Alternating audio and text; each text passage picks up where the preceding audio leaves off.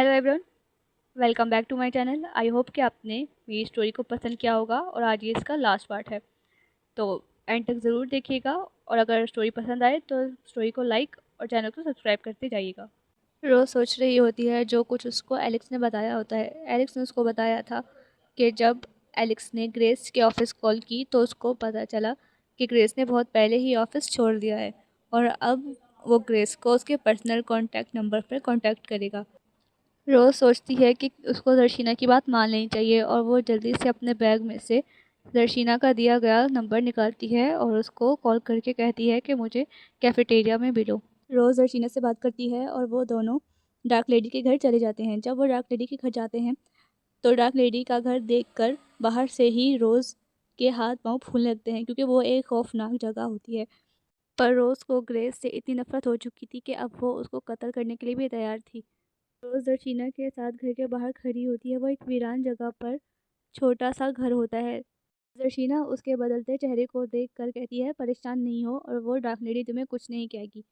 रोज़ को हिम्मत से काम लेने की तनकीद करके वो दरवाज़ा बजाती है। एक बूढ़ी औरत दरवाज़ा खोलती है जिसकी आंखों में दहशत होती है और चेहरे पर खौफ। डार्क लेडी दर्शिना के साथ बातें कर रही होती है और रोज़ उसके घर का जायज़ा ले रही होती है। उसके घर में बहुत अजीबोगरीब चीज़ें रखी होती हैं जिसको देखकर रोज़ को वहाँ से जाने का दिल करता है। पर डार्क लेडी अब रोज़ से मुखातिब होकर उससे पूछती है कि बताओ तुम्हारा जो काम है वो मैं कर दूँ।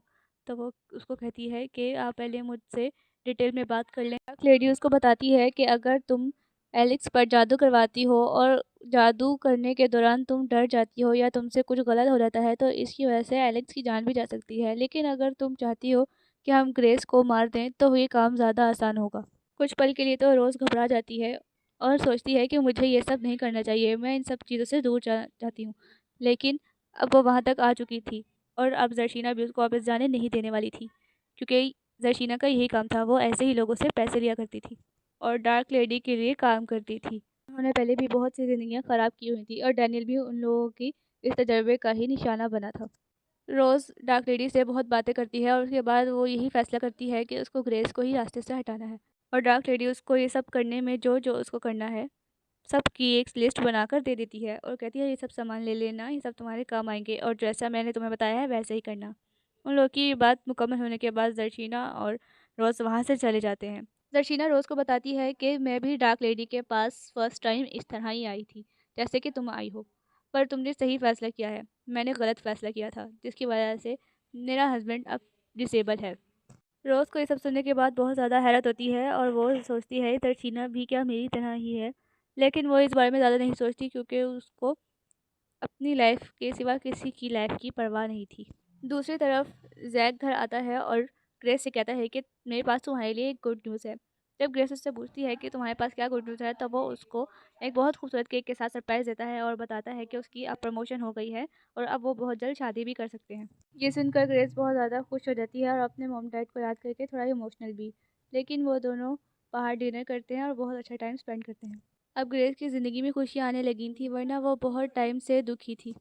एलेक्स एक पार्क में जाता है और वहाँ पर एक बेंच पे बैठकर ग्रेस के नंबर पर कॉल करता है पर रिंगिंग होती है, कोई कॉल पिक नहीं करता क्योंकि ग्रेस अपना घर पर ही मोबाइल छोड़कर आई थी और वो जैक के साथ बाहर थी। इस वजह से जब वो घर आते हैं तो वो अपने मोबाइल पे मिस्ड कॉल्स देखती है और जैक से कहती है कि मुझे नहीं पता ये कौन है जो मुझे कॉल्स कर रहा है, ये तो बिल्कुल अननोन नंबर है, मैं इसके बारे में कुछ नहीं जानती, तुम उस पर कॉल करके पता करो कि कौन है। जैक अपने घर चला जाता है। जब वो अपने घर जाता है तो वो ग्रेस के दिए गए नंबर पे कॉल बैक करता है और जो कि एलेक्स का नंबर होता है। जब वो एलेक्स को कॉल करता है और एलेक्स कॉल पिक कर लेता है तो एलेक्स जैक की आवाज़ सुनकर उससे पूछता है कि तुम कौन हो, मुझे ग्रेस से बात करनी है, उसको फ़ोन दो। जैक एलेक्स से पूछता है कि तुम कौन हो और ग्रेस को कैसे जानते हो, तो एलेक्स उसको सब कुछ बता देता है। तो जैक ठंडे दिमाग से उसकी बात सुनता है और उसको कहता है ठीक है, मैं कल ग्रेस से बात करूँगा और वो तुमसे बात कर लेगी। जब एलेक्स अगले दिन ग्रेस से मिलता है तो वो सारी बात ग्रेस को बता देता है और ग्रेस को पहले याद नहीं आ रहा होता कि एलेक्स कौन है, लेकिन जब उसको याद आता है तो वो बहुत ज़्यादा हैरान होती है कि एलेक्स उससे बात करना चाहता है। वो तो बचपन में दोस्त था उसका, लेकिन इतने सालों से उसने कोई कांटेक्ट नहीं किया था और ग्रेस भी उसको तकरीबन भूल चुकी थी।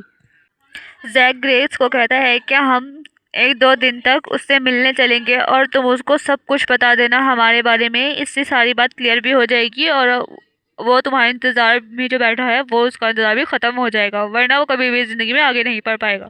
ग्रेस जैक की बात मान लेती है और कहती है ठीक है, हम लोग उससे मिलने चलेंगे, लेकिन उसके लिए हमें पूरा दिन चाहिए होगा क्योंकि हमें सफ़र में ही तकरीबन 6 से 7 घंटे लग जाएंगे।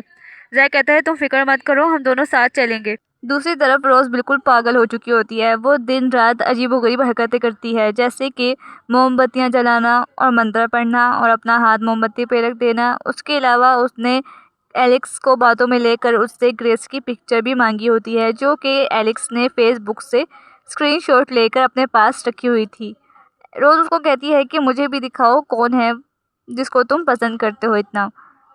एलेक्स तो रोज के इरादों से बिल्कुल ही बेखबर होता है और वो समझता है कि वो उसकी दोस्त है और वो बस देखना चाहती है कि ग्रेस कैसी दिखती है, और वो उसको उसकी पिक्चर दे भी देता है और उसी पिक्चर के ऊपर वो मैजिक करना स्टार्ट कर देती है। जैसे ही रोज ग्रेस पर मैजिक करना स्टार्ट करती है तो ग्रेस की तबीयत खराब होने लगती है, उसकी नाक से खून आने लगता है और वो घबरा जाती है, लेकिन थोड़ी ही देर में उसकी तबीयत बिल्कुल नॉर्मल हो जाती है क्योंकि ये सब आहिस्ता आहिस्ता होने वाला था।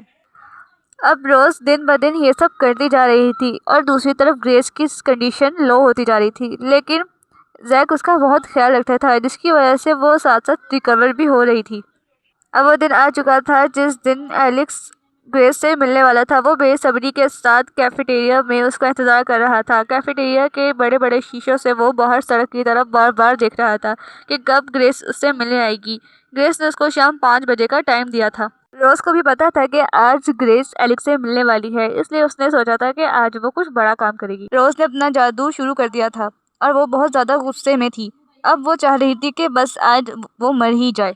जैक की गाड़ी कैफेटेरिया के बाहर रुकी और ग्रेस उससे बाहर निकली। जैक को अजीब बेचैनी होने लगी। उसने कहा कि क्या मैं भी तुम्हारे साथ चलूं, तो ग्रेस ने मना कर दिया। उसने कहा मैं 10 मिनट में आ जाऊंगी, ज़्यादा वक्त नहीं लूंगी, मैं उसको सब कुछ हमारे बारे में बता दूंगी, तुम फिक्र नहीं करो।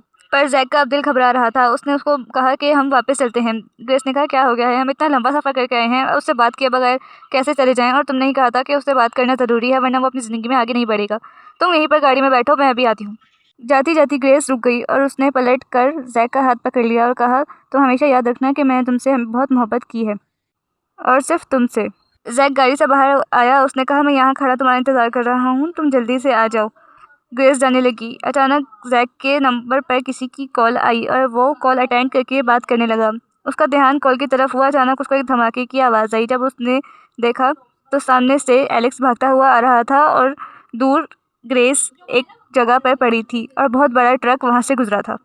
सड़क के किनारे ग्रेस का जिस्म बेजान पड़ा था। ये देखकर जैक की जैसे जान ही निकल गई हो। वो वहाँ पर खड़ा ये सब देख रहा था और दूसरी तरफ एलेक्स उसके पास पहुंचकर बुरी तरह रो रहा था। उसने जल्दी से एम्बुलेंस को कॉल कर दी थी।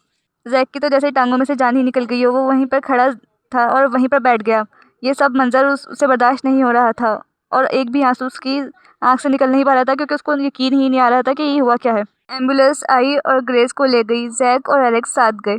रोज ने बहुत ही खतरनाक किस्म का जादू किया था, जिसकी वजह से उसके अपने हाथ भी जल चुके थे और उसको अपने घर से वहशत आने लगी थी। ये अजीब कैफियत वो बर्दाश्त नहीं कर पा रही थी, इसलिए वो अपने घर से बाहर चली गई और ठंडी फिजा में सांस लेने की कोशिश करने लगी, लेकिन उसका दिल जोर जोर से धड़क रहा था। रोज अपने मकसद में कामयाब हो चुकी थी क्योंकि ग्रेस की जान जा चुकी थी। इस वाकये ने एलेक्स को पूरी तरह से तोड़ के रख दिया था। दूसरी तरफ जैक की भी हालत खराब थी। बहुत दिन गुजर गए लेकिन एलेक्स ने अपने आप को कमरे में बंद करके रखा था। वो बाहर नहीं आता था, किसी से बात नहीं करता था। उसके डैड ने भी उससे बात करने की बहुत बड़ा कोशिश की, उसको समझाया, लेकिन वो समझ नहीं रहा था। वो बस हर वक्त अकेला रहना पसंद करता था। जैक को पता था कि एक ट्रक ड्राइवर की वजह से ग्रेस की जान गई है और वो उसको सज़ा दिलवाने के लिए हर मुमकिन कोशिश करना चाहता था। वो पुलिस स्टेशन गया, उसने रिपोर्ट करवाई, लेकिन कोई फ़ायदा नहीं हो सका क्योंकि सीसीटीवी फुटेज में सिर्फ ट्रक नज़र आया और उनको कोई भी ऐसा सबूत नहीं मिल सका जिससे वो पता लगा सकें कि कौन था जो ड्राइविंग सीट पर बैठा था। बहुत ज़्यादा इन्वेस्टिगेशन करने के बावजूद भी उनको कोई भी प्रूफ नहीं मिला था। जैक ने बहुत कोशिशें की पर पुलिस भी कुछ नहीं कर सकी और ये केस क्लोज हो गया। रोज़ एलेक्स को रोज़ कॉल करके उसकी खैर खैरियत पूछती थी, लेकिन वो ज़्यादा बात नहीं करता था। लेकिन अब उसने फैसला कर लिया था कि अब उसके घर जाएगी और उससे बता देगी कि वो उसको बहुत टाइम से पसंद करती है। रोज़ एलेक्स के घर आई और उसने उसको समझाया। उसके डैड से भी बात की। उसके डैड ने बहुत कहा कि मैंने तो उसको समझाया है लेकिन ये समझता नहीं है बात को, आगे नहीं बढ़ रहा ज़िंदगी में। 2 महीने हो गए ना यूनिवर्सिटी जाता है और ना ही इसका खाने पीने की तरफ कोई ध्यान है। मैं तो परेशान हो गया हूँ। एलेक्स, तुम समझते क्यों नहीं हो? तुमने खुद को तो इस कमरे में बंद करके रखा है, सिर्फ अपनी परवाह कर रहे हो। तुम्हारे डैड कितने परेशान हैं, उनकी खातिर तो तुम घर से बाहर जाओ, कमरे से बाहर निकलो, वापस अपनी ज़िंदगी में आओ। रोज़ एलेक्स को समझाने लगी, लेकिन वो खामोशी से बस बात सुन रहा था, कोई जवाब नहीं दे रहा था। फिर रोज़ ने उसको बता दिया कि वो उसको बहुत पसंद करती है, तो वो ये सुनकर वो थोड़ा हैरान हुआ, क्योंकि उसने ऐसा कुछ भी एक्सपेक्ट नहीं किया था और ना ही कभी उसको उससे ऐसी कोई उम्मीद या तवक्को थी। अब ज़रशीना का रोज़ से कोई कांटेक्ट नहीं था। जब से रोज़ का काम हो गया था, रोज़ ने ज़रशीना से कोई कांटेक्ट नहीं किया था और ज़रशीना भी अपनी आगे की ज़िंदगी में मसरूफ़ हो गई थी। अब वो सोच रही थी कि अब मुझे कोई और मिले और मैं उसकी ज़िंदगी बर्बाद करूँ। उसका तो काम ही यही था। एक दिन ज़रशीना डार्क लेडी के पास गई, क्योंकि डार्क लेडी ने अभी उसके कुछ पैसे देने थे। पर जब डार्क लेडी के पास वो पैसे लेने गई, तो डार्क लेडी ने उसको वो बहाना बनाया कि अभी मेरे पास कुछ नहीं है, मैं तुम्हें कुछ नहीं दे सकती। ज़रशीना ने कहा, ये क्या बात हुई? जब भी मैं तुम्हारे पास आती हूँ तुम कहती हो कि मेरे पास कुछ नहीं है, लेकिन तुम्हारे पास पैसे हैं, मैं जानती हूँ। डार्क लेडी गुस्से में आ गई और उसने उसको कहा, ज़्यादा ज़ुबान मत चलाओ और दफ़ा हो जाओ यहाँ से, जब तुम्हारी ज़रूरत होगी तुम्हें बुला लूँगी। डार्क लेडी ने ज़रशीना की बहुत बेइज्जती की और ज़रशीना वहाँ से चुपचाप चली गई। लेकिन ज़रशीना के अंदर आग लग चुकी थी, वो उससे नफ़रत करने लगी थी। वो तो पहले ही उससे नफ़रत करती थी, पर वो उससे मतलब निकालना चाह रही थी बस।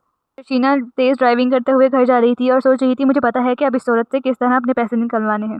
बहुत देर तक ड्राइव करने के बाद ज़रशीना अपने घर पहुंच जाती है। जब वो अपने घर पहुंचती है तो देखती है कि हमेशा की तरह डैनियल उसका इंतज़ार कर रहा था और हमेशा की तरह उसने कुछ नहीं खाया होता, क्योंकि वो तो एक अपाहिज इंसान है। वो अपने लिए खुद कुछ नहीं कर सकता, सब कुछ उसका ज़रशीना ही करती थी। ग्रेस को मरे हुए 1 साल हो चुका था और एलेक्स भी उस सदमे से बाहर आने लगा था। रोज़ एलेक्स का बहुत ख्याल रखती है, कभी भी उसको अकेला नहीं छोड़ती और उसको इस सदमे से निकलने में भी बहुत मदद करती है, जैसे कि उसको बाहर लेके जाना और उसका और एक्टिविटीज़ में ध्यान लगाना।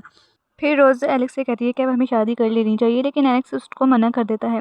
रोज़ को ये बात अच्छी नहीं लगती और वो उसके डैड से बात करती है और रोज़ एलेक्स के डैड से कहती है कि अगर हम एलेक्स की शादी कर देंगे तो ये बहुत अच्छा होगा। इस तरह एलेक्स ग्रेस को जल्दी भूल पाएगा, वरना ये हमेशा ऐसे ही फिरता रहेगा। उसके डैड भी इस बात को मान लेते हैं और रोज़ को कहते हैं कि तुम फिक्र ना करो, शादी के लिए एलेक्स को मैं मना लूँगा।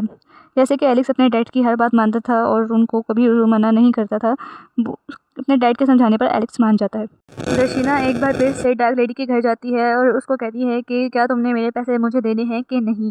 डार्क लेडी कहती है, नहीं, दफ़ा हो जाओ यहाँ से, तुम्हारा मेरे पास कोई पैसा नहीं है। तुमने जितने भी लोगों का मुझसे काम निकलवाया है, मैंने उनसे आधी कीमत ही ली है और आधी कीमत तुमने ली है। अब तुम्हें क्या चाहिए? और रही बात एडवांस पेमेंट की, मैं तुम्हें इस क्लाइंट की एडवांस पेमेंट नहीं कर सकती, मेरे पास अभी कुछ नहीं है तुम्हें देने के लिए, और दफ़ा हो जाओ यहाँ से। बल्कि आइंदा मुझे अपनी शक्ल मत दिखाना। डार्क लेडी ने सोचा था कि अब वो ये काम छोड़ देगी, क्योंकि अब उससे और ये काम नहीं होता था। वो बहुत बूढ़ी हो चुकी थी, इसलिए उसने सोचा था कि अब जितने पैसे मेरे पास हो गए हैं बस इतने ही बहुत हैं। और रशीना को वो पैसे नहीं देना चाहती थी। ऑलरेडी उसके पास क्लाइंट थे जो उसके पास रेगुलर आया करते थे और उनको उससे पैसे मिल जाते थे, इसलिए उसको और ज़रूरत नहीं थी। पर रशीना के अखराजात बहुत थे, उसको और पैसे चाहिए थे, क्योंकि उसको डैनियल का इलाज भी करवाना था। लेकिन ये सब डार्क लेडी की समझ से बाहर था, क्योंकि डार्क लेडी एक बेहिस इंसान थी, इसलिए वो उसकी मदद नहीं करना चाहती थी। ज़रशीना और डार्क लेडी की बहुत ज़्यादा बहस होती है, जिसमें डार्क लेडी ज़रशीना को बहुत बेइज्जत करती है और ज़रशीना डार्क लेडी को बुरा भला बोलती है। लेकिन इस लड़ाई के नतीजे में यही होता है कि ज़रशीना तंग आकर डार्क लेडी को एक बहुत बड़ा छुरा मार देती है और बहुत ज़्यादा खून बहने की वजह से डार्क लेडी उधर ही मर जाती है। डार्क लेडी का कत्ल करने के बाद ज़रशीना डार्क लेडी के कमरे में जाती है और उसकी अलमारी में रखे हुए सारे पैसे ले लेती है। ये सब करने की वजह से ज़रशीना खुद भी बहुत ज़्यादा हैवी फील कर रही होती है। उसका दिल बहुत तेज़ी से धड़क रहा होता है। वो फुल तेज़ ड्राइव करती है, क्योंकि उसको डर होता है कि कहीं वो पकड़ी ना जाए, क्योंकि उसने बहुत बड़ा जुर्म कर दिया होता है। बहुत देर तक ड्राइव करने के बाद ज़रशीना अपने घर आती है, क्योंकि ज़रशीना का घर डार्क लेडी के घर से काफ़ी दूर होता है। वो तकरीबन 3 घंटे से ड्राइव कर रही होती है। घर आने के बाद उसका सांस बुरी तरह फूल रहा होता है और जिस चाकू से उसने उसका कत्ल किया था वो चाकू उसकी गाड़ी में पड़ा हुआ होता है। ज़रशीना जैसे ही घर आती है, डैनियल की आवाज़ सुन के उसको बहुत ज़्यादा गुस्सा आता है, क्योंकि वो डैनियल से तंग आने लगी थी। ज़रशीना मज़ीद डैनियल की जिम्मेदारी उठाना नहीं चाहती थी, इसलिए वो सोच रही थी कि क्यों ना डार्क लेडी के साथ साथ इसको भी मैं मार ही दूँ। ज़रशीना को देखकर डैनियल उसको कहता है कि मुझे पता है तुम मुझसे बहुत तंग आ गई हो और मुझे अपनी ज़िंदगी से भी अब नफरत होने लगी है, क्योंकि तुम ही थी जो मुझसे मोहब्बत करती थी और अब तुम भी मुझसे ठीक से बात नहीं करती और ना ही तुम मेरे साथ रहना पसंद करती हो। तो इससे अच्छा है कि मैं मर ही जाऊँ। ये सब बातें सुनकर ज़रशीना को और गुस्सा आता है। ये सुनकर डैनियल का दिल टूट जाता है और वो रोने लगता है। वो कहता है, तुम ये कैसी बातें कर रही हो? मैं तो उदास होकर ये सब बोल रहा हूँ, क्या सच में तुम मुझे मार दोगी? उसको यकीन नहीं आ रहा होता। रशीना कहती है, तुम मेरा दिमाग मत खाओ, अगर तुमने ज़्यादा बोला तो मैं इसी वक्त तुम्हें सच में मार दूंगी। डैनियल रोने लगता है और उसकी आवाज़ उसको चुभती है। रशीना के कानों में डैनियल की आवाज़ें चुभती हैं और वो फ़ौरन से उसको उसके बेड से धक्का देके गिरा देती है और वो गिर जाता है। फिर वो उसको उसकी व्हीलचेयर पे बिठाती है और वो रो रहा होता है। वो है, तुम क्या कर रही हो, मुझे कहाँ लेके जा रही हो? रशीना डैनियल को कहती है कि मैं अब तुम्हें ऐसी जगह छोड़ कर आऊँगी जहाँ पर तुम्हारे अलावा कोई भी नहीं होगा। तुम वहाँ पर आराम से सुकून से रहना और मरते रहना अकेले, और मैं यहाँ पर अकेली रहूँगी, अपने घर में सुकून से रह पाऊँगी अब मैं। डैनियल उससे बहुत भीख मांगता है कि वो उसको मत मारे और उसकी जान छोड़ दे, लेकिन वो बहुत ज़्यादा खुदगर्ज हो चुकी होती है। अब वो उसकी एक नहीं सुनती और उसको गाड़ी में बिठा के एक सुनसान जगह पर ले जाती है और उसको वहाँ पर अकेला छोड़कर वापस गाड़ी की तरफ आने लगती है। डैनियल उसी वक्त जर्शीना को बददुआ देता है कि तुम भी मेरी तरह तड़प तड़प के मर जाओ। जर्शीना का सर दर्द से पहले ही पड़ रहा था और डैनियल की बात से वो और ज्यादा आग बबूला हो गई। गुस्से से वो वापस मुड़ी और डैनियल को धक्का दे एलेक्स दिया ने और रोज की बात सुनी डैनियल और कॉल बेचारा कट जमीन कर पर दी। गिर अब गया। वो ड्राइव करके रोज के घर जा रहा था। रास्ते में उसने जैक को कॉल की और कहा, मैंने तुम्हें पहले ही इनविटेशन दे दिया था, अब तुम लास्ट मोमेंट पे मुझे इनकार नहीं कर सकते। जैक कहता है कि सॉरी यार, मेरी फ़्लाइट है, मैं इसको कैंसिल भी नहीं कर सकता, मेरा जाना ज़रूरी है, क्योंकि इसके बाद मुझे पूरे 1 वीक तक की कोई फ़्लाइट नहीं मिल रही और मेरी जॉब वहाँ कन्फर्म है, इस वजह से मैं नहीं रुक सकता। मैं तुमसे सॉरी कहता हूँ क्योंकि मैं तुम्हारी शादी में नहीं आ पाऊँगा। एलेक्स ने जैक की एक्सक्यूज़ को एक्सेप्ट किया और कहा, ठीक है, तुम जहाँ भी रहो खुश रहो, take care of yourself, good bye. Jack Grace की यादों से बाहर नहीं आ पा रहा था, इसलिए उसने फैसला किया था कि वो इस जगह को ही छोड़ देगा, इसलिए अब वो बैरूनी मुल्क जा रहा था। जैक के हाथ में उसका मोबाइल था और वो एयरपोर्ट में खड़ा था। उसके मोबाइल में अभी भी ग्रेस की तस्वीर थी और वो अपनी और ग्रेस की तस्वीरें देखकर अपना वक्त अच्छा बनाने की कोशिश कर रहा था। उसकी आंखें नम थीं और दिल खाली। एलेक्स रोज के घर पहुंचा और वो घर के अंदर दाखिल हुआ। घर की वीरानियत ने उसका इस्तकबाल किया। वो रोज के कमरे में गया और वहाँ पर 2 अलमारियाँ रखी थी। उसको समझ नहीं आई कि मैं कौन सी अलमारी खोलूँ। उसने सोचा कि मैं दोनों ही देख लेता हूँ। उसने एक अलमारी खोली, लेकिन उसमें उसको कुछ नहीं मिला। शायद उसने ठीक से देखा नहीं, लेकिन बॉक्स उसमें ही रखा था। उसने उस अलमारी को बंद किया और सामने रखी हुई पुरानी अलमारी की तरफ बढ़ा। जब उसने उस अलमारी को खोला और उसकी जांच पड़ताल की, तो उसको वहाँ से ग्रेस की तस्वीर और अजीबोगरीब चीज़ें मिली, जिसको देख के उसका दिमाग घूम गया। एलेक्स ने रोज को कॉल की और कहा, इसी वक्त घर आओ। एलेक्स की आवाज़ में बहुत गुस्सा था। रोज ने कभी भी एलेक्स को इतने गुस्से में नहीं देखा था। रोज काफ़ी डर गई और उसको लगा कि शायद सच में आज एलेक्स को वो सब चीज़ें मिल गई हैं। ये सोचकर वो बहुत ज़्यादा परेशान हो गई और फ़ौरन घर की तरफ रवाना हो गई। वो बहुत तेज़ गाड़ी ड्राइव करके घर पहुंची तो रशीना वहाँ वापस पर गाड़ी की एलेक्स तरफ खड़ा जाने उसका लगी। इंतजार कर वो रहा जैसे था। ही जब गाड़ी की उसने तरफ एलेक्स की तरफ जाने देखा के तो लिए उसके चलना हाथ शुरू में की, तो अचानक से ग्रेस उसके की तस्वीर थी। सीने में दर्द उठा और उसको इतना ज़्यादा दर्द हुआ कि उसी वक्त वो ज़मीन पर गिर गई और वो तड़पने लगी। अचानक उसको दिल का दौरा पड़ा और वो मर गई। डैनियल तड़पती हुई रशीना की तरफ ही देख रहा था। अभी भी उसके दिल में हमदर्दी बाकी थी और वो उसकी फिक्र कर रहा था और उसको आवाज़ें दे रहा था। लेकिन रशीना जो थी वो मर चुकी थी, इसलिए वो उसकी बात को कोई रिस्पॉन्स भी नहीं दे पा रही थी। जैसे कि रशीना मर गई थी, इस वजह से उसका जादू भी खत्म हो गया था और डैनियल फिर से सेहतियाब हो गया था। यानी कि वो उसी टाइम अपने टांगों पर खड़ा होने की कोशिश कर रहा था और वो खड़ा होने में कामयाब भी हो गया।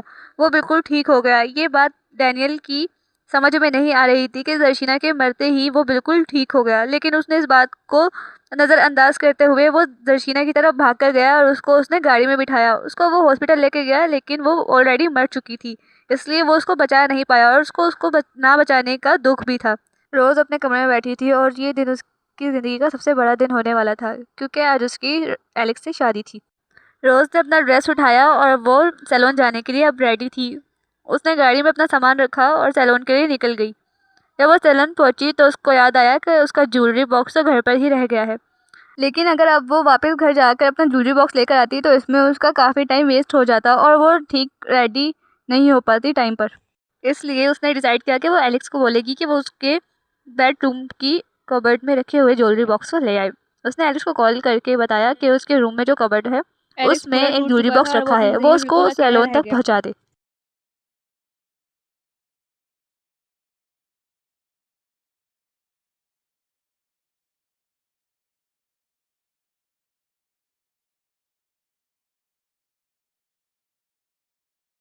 एलेक्स ने बहुत गुस्से के साथ रोज से कहा कि ये सब क्या है, ये क्या तमाशा है, क्या तुम मुझे बताओगी और सच से बताना। अगर तुमने मुझसे झूठ बोला तो बिल्कुल भी अच्छा नहीं होगा, क्योंकि सच का पता तो अब मैं लगवा के रहूंगा। रोज बहुत ज्यादा घबरा गई और वो रोने लगी। उसने कहा कि मेरी कोई गलती नहीं है। एलेक्स ने उस पर बहुत गुस्सा किया तो उसने सब कुछ सच सच बता दिया। ये सब सुनने के बाद एलेक्स के तो पैरों तले ज़मीन ही निकल गई। वो कभी सोच भी नहीं सकता था कि मासूम दिखने वाली रोज़ कभी इतनी ज़्यादा शैतानी भी हो सकती है। गुनाह के लिए मैं तुम्हें कभी माफ़ नहीं करूँगा और अब तुम जेल जाओगी, क्योंकि मैं पुलिस को कॉल करने लगा हूँ। प्लीज़ प्लीज़ एलेक्स मत करो, मैं तुमसे भीख मांगती हूँ। मैंने ये सब इसलिए किया क्योंकि मैं नफ़रत में पागल हो गई थी। अब मैं कभी भी ऐसा नहीं करूँगी। तुम अब आइंदा ऐसा नहीं कर पाओगी, क्योंकि मैं तुम्हें इस चीज़ का मौका ही नहीं दूंगा। रोज़ मुसलसल रोती जा रही थी। उसने एलेक्स से बहुत माफ़ी मांगी, लेकिन एलेक्स ने उसको माफ़ नहीं किया और मुसलसल उसको बातें सुनाई। रोज़ ने कहा, अगर तुम मुझे माफ़ नहीं करोगे और तुमने अगर मुझे पुलिस के हवाले कर दिया तो मैं अपनी जान दे दूंगी। एलेक्स ने कहा, ठीक है मर जाओ, मुझे कोई फ़र्क नहीं पड़ता। रोज़ ने उसी टाइम अपना हाथ एक छुरी से काट लिया और बहुत ज़्यादा खून बहने की वजह से वो उधर ही बेहोश हो गई। एलेक्स उसको हॉस्पिटल लेके गया, लेकिन उसकी डेथ हो गई। डॉक्टर ने बताया कि बहुत ज़्यादा खून बह चुका था और पेशेंट की हालत काफ़ी क्रिटिकल थी। और जब आप पेशेंट को लेकर आए थे तो पेशेंट बार बार यही कह रही थी कि मुझे मरना है, इसलिए शायद वो सर्वाइव भी नहीं कर सकी, क्योंकि वो मेंटली बहुत ज़्यादा वीक हो चुकी थी। एलेक्स को रोज़ की मौत का बहुत बड़ा सदमा लगा, क्योंकि शायद वो कभी अपनी उससे ज़िंदगी बिल्कुल में भी किसी पे एक्सपेक्ट भरोसा नहीं ना कर करता सके। था। हमारी स्टोरी का यहाँ पर एंड हो जाता है। आई होप आपको ये स्टोरी पसंद आई होगी। अगर आपको ये स्टोरी पसंद आई है तो लाइक कर दें। Thanks for watching.